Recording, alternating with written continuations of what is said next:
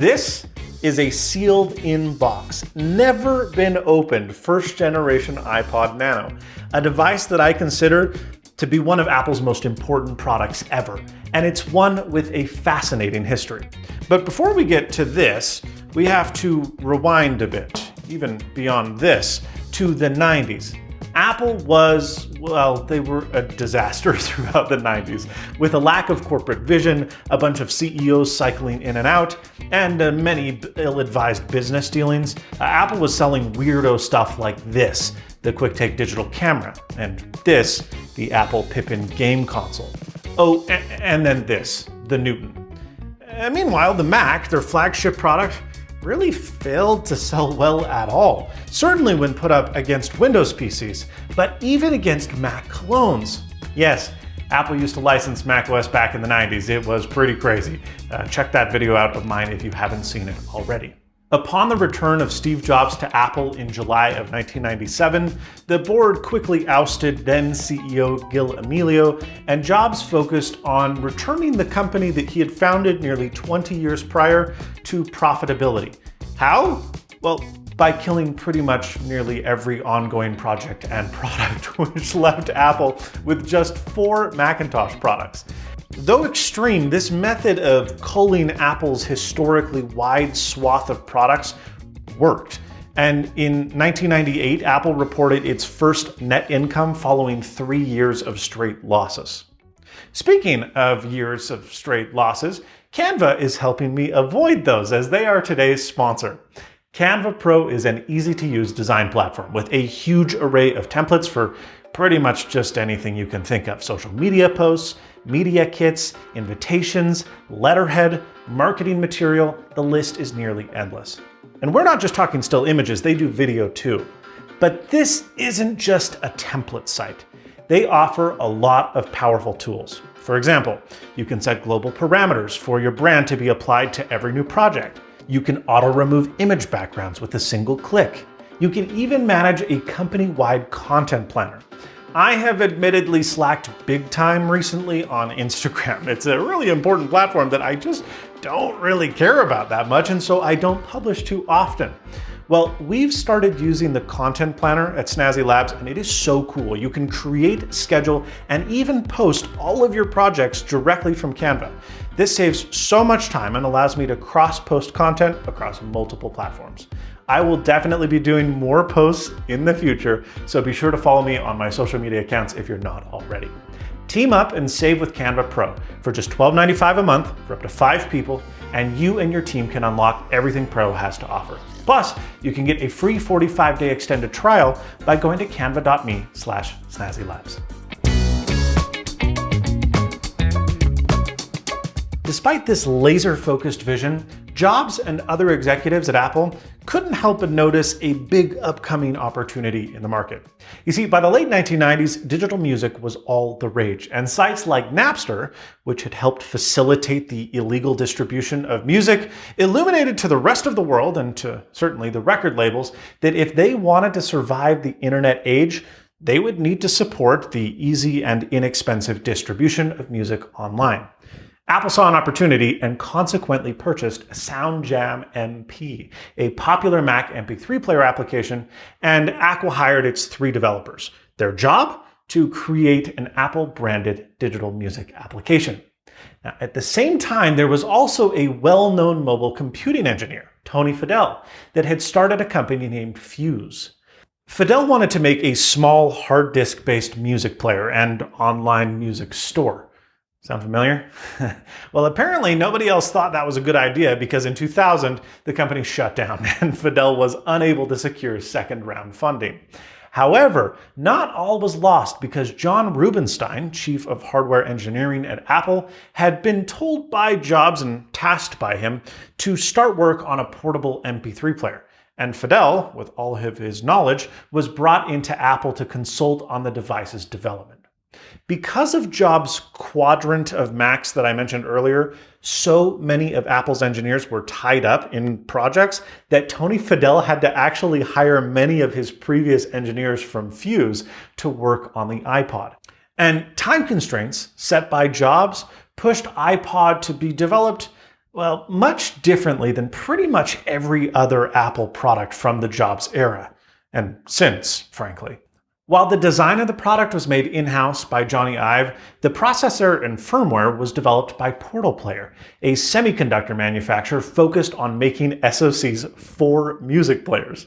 The design of the power supply was outsourced, and then there was a company named Pixo that was hired to adapt their operating system for MP3 players to the iPod. Basically, after a very short development cycle, Steve Jobs got up on stage and announced the iPod in October of 2001. It was not the first MP3 player, not even close, but Apple was pretty confident about three aspects of the iPod's design. Number one, unlike most other MP3 players that used expensive, low-capacity flash memory, the iPod sported a hard drive. But not just any hard drive, a 1.8-inch Toshiba hard drive, a very little small one that Apple had purchased exclusive rights to use a couple years prior. This made the iPod significantly smaller than pretty much every other hard disk portable MP3 player. Number two, the iPod used Apple's FireWire 400 transfer protocol, a very high-speed port available on new Macs that was significantly faster than the USB 1.1 standard that was used on PCs and subsequently pretty much every other MP3 player. And number three, it synced seamlessly with iTunes, Apple's 8-month-old jukebox software that unified library management, support for multiple file formats, and had the ability to burn and rip CDs. The first iPod sold. It sold well, but hardly in massive volumes. After all, it was very expensive, and the only product with which it worked was the Mac, which had less than a 2.5% market share by 2002. The iPod eventually picked up momentum with subsequent models because they added Windows support for iTunes and the iPod supported USB, but it really wasn't until this that the iPod became a world-renowned mark, the iPod Mini.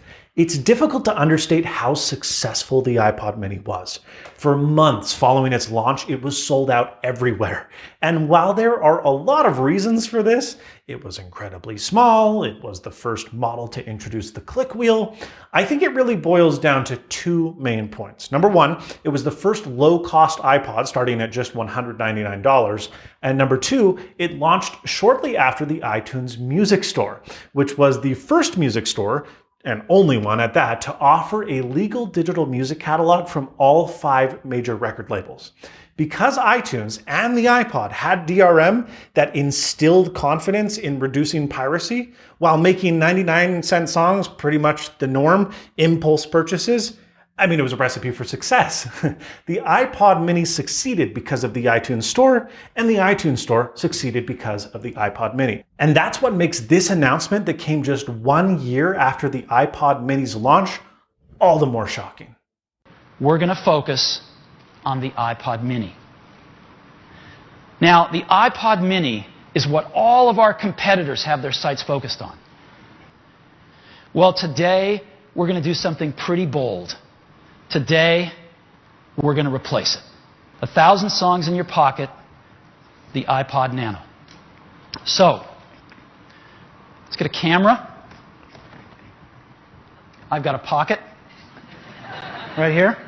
Now, this pocket's been the one that your iPod's gone in, traditionally. The iPod and the iPod Mini fit great in there. You ever wonder what this pocket's for? I've always wondered that. Well, now we know, because this is the new iPod Nano. Okay, so it is now time. Time to open this iPod for the first time in 16 years. Now, the iPod Nano holds a special place in my heart because it was the first Apple product I had that was truly mine. This came out when I was 12 in 2005. Now, I had used a Mac growing up, My dad gave me his old like Bondi Blue 3G iMac. But this was the first product that I opened new. And we are now redoing this again for the first time, and I'm so excited. Okay, for the second time, I guess. Now, there are going to be a couple people that say, how do you know this isn't a fake? Because if you've watched DangPods, you've seen that there are counterfeit versions of these being made out of China. There's a couple tells. One, the font on here is correct. The printing on the bottom and the serial number does run up as a valid serial number through Apple's website. And then the last thing, and this is perhaps the most important, I know where the guy lives that I bought this from. So if he was trying to scam me, he probably would have met me at like a 7-Eleven or something. Okay, so let's slide this puppy out.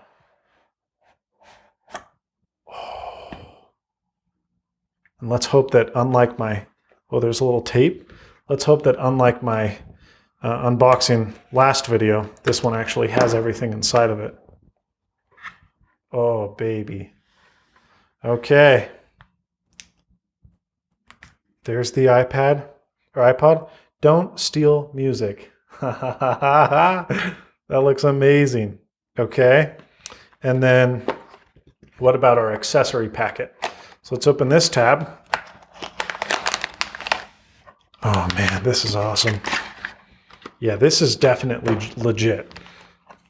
Okay, so here we have the iPod CD and print. So if we pull this sleeve open, you'll see this says iPod Nano. We've got a quick start guide. Tells us how to use iTunes. Oh man, this is awesome. Okay, so a little manual. We've got Apple stickers. You think they're gonna fake those? Let's see if they're still adhesive after all of these years. I could probably sell these as like vintage, you know? Nope. Those are completely bonded to the paper. So, oh, there we go. Look at that. Look at that.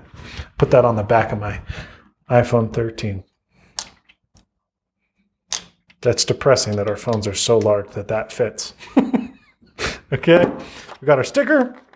We've got our software license agreement. We've got our 1-year limited warranty. I'll be sure to register. And then we've got a CD because this, came with iTunes. This was still in the era where not everyone had internet, or certainly not high-speed internet at that. And so if you had an install disk, this would allow you to, get iTunes installed on your computer. Holy smokes, that's amazing. Okay, this is like a time capsule, boys and girls. Look at my demographics. Then we've got here the iPod sleeve. Remember when they used to give you accessories? Okay, so it's not super high quality, but it's something. You can slip your iPod inside there. I actually did use that as a kid. And now we've got this accessory pack, which, what is in here? The charge cable, I presume, but what else? Okay, so we've got here a USB 2.0 30-pin dock connector. Look at that. It still has the plastic caps. Remember when they would do all that? Look at that. That is, oh man, I'm geeking out over here, okay? And then on this side, we've got, I probably should have opened this more gracefully given that this is like extremely old. So this is a dock adapter. Apple sold a universal dock at the time, and every time you bought a new iPod, they would give you a little adapter that you could use to slot inside the universal dock. Obviously, you can see the 30-pin dock connector is off to one side because the iPod has the 30-pin dock connector off to the left. So that's pretty cool.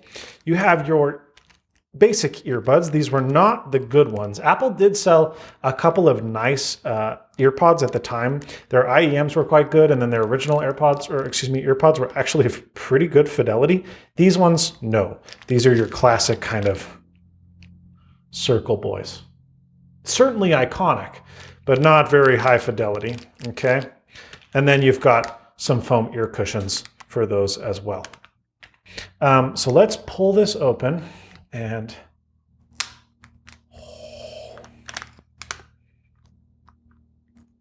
I don't want to touch it. I don't want to touch it because it's never going to look as good again. Okay. Wow. Look at that. I already got my dirty little grubby fingerprint on it, but wow, that looks amazing. Hey. Okay, this is the 1 gig model. This came out 6 months after the iPod Nano launched. It came out with a 2 and 4 gig model, respectively, holding 500 and 1,000 songs for $199 and $249.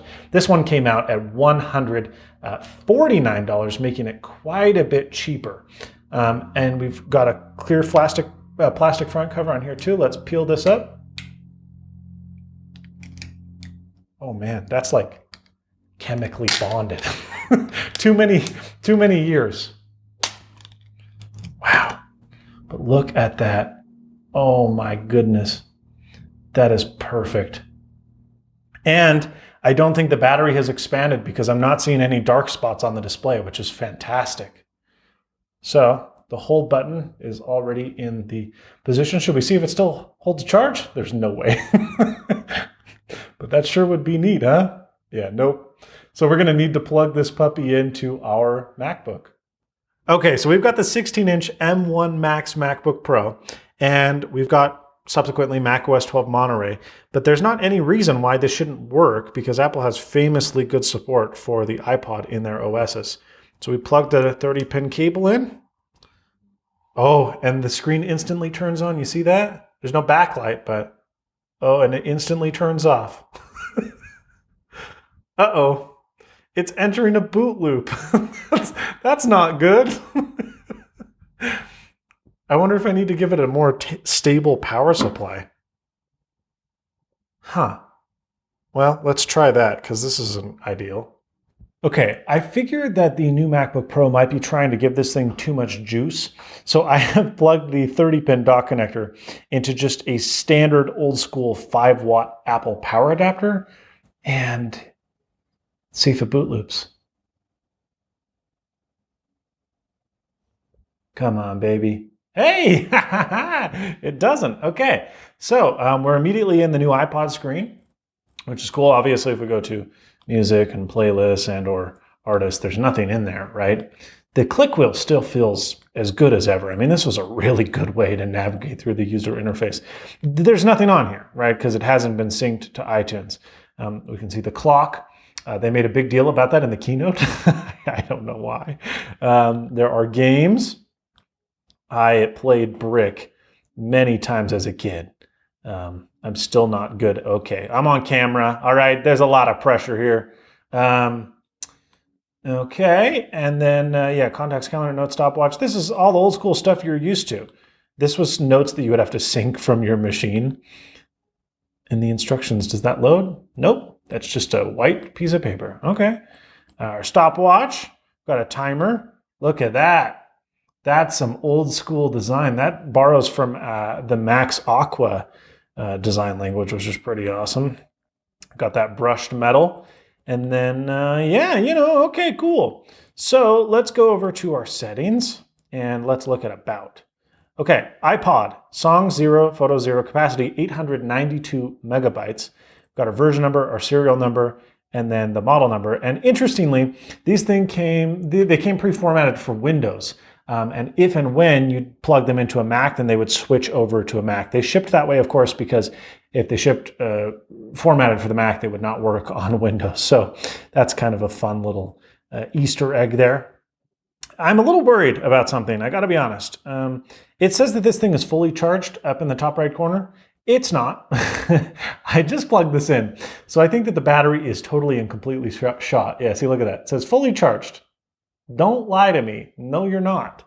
So it's working plugged in, but the second I unplug it, watch this. Goodbye. It's not working.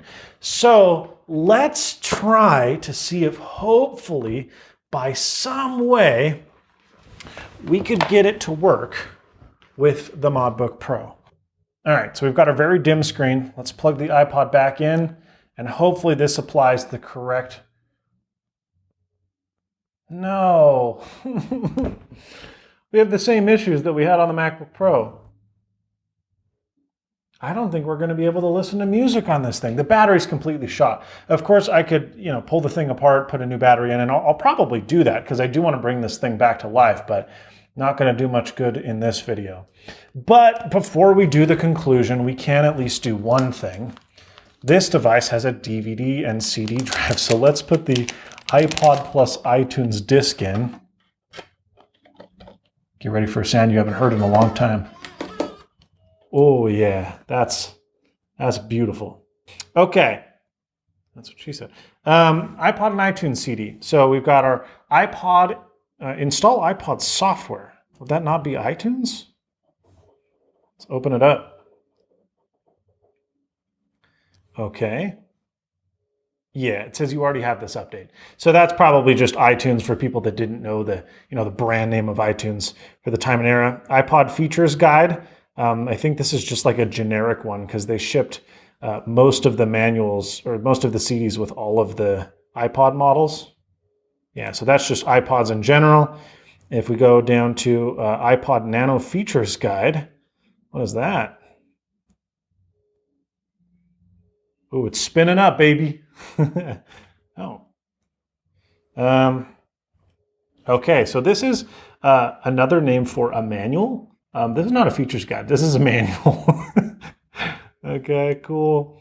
So that's a real bummer. I wish this thing worked, but it does a little bit. I'm gonna go back to playing Brick Breaker or Parachute. I don't remember which of the games I liked the most. I wish this would work.